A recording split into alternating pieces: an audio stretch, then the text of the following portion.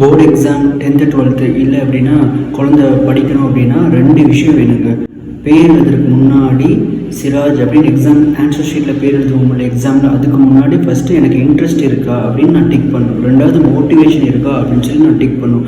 இது 2ல் 1 இல்லாட்டியுமே என்ன ஆகாது அப்படின்னா வாய்ப்பு இல்லைங்க.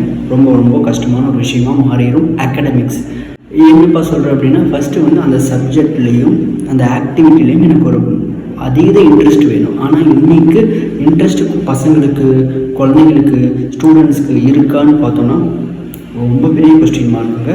இன்ட்ரெஸ்ட் இல்லை. எதுக்கு இதெல்லாம் பண்ணிட்டு ஏன் இதை பண்ணணும்? சம்டைம்ஸ் அறிவு வேறு வேலை செஞ்சு சொல்லும், இதெல்லாம் தேவையே இல்லை, இதெல்லாம் வாழ்க்கைக்கு நிறைய கேள்விகள் வரும். இந்த எல்லாத்துக்குமே தூக்கி ஓட வச்சுட்டு இன்ட்ரெஸ்ட் வேணும். Number 2 motivation. ஒரு ஆர்வம் வரணுங்க. உட்காந்து படிக்கிறதுக்கு, எழுதுறதுக்கு, அந்த வேலை செய்கிறதுக்கு. அந்த ஆர்வம் எப்படி வரும்னா, நான் முன்னாடி ஒரு வேலை செஞ்சு அதை பார்த்து சந்தோஷமாக அடைஞ்சு அப்படின்னா அந்த மறுபடியும் அதை செய்கிறதுக்கான தோணும். அது ஒரு மோட்டிவேஷன் அப்படிங்கிறது ஒரு சைக்கிள் அது. ஆனால் இன்றைக்கி என்ன ஆக மாட்டேங்குது அப்படின்னா நம்ம ஆல்ரெடி அந்த வேலையை நம்ம பண்ண மாட்டேங்கிறோம். பண்ணாதானே நமக்கு இன்னும் பண்ணணும்னு தோணும்.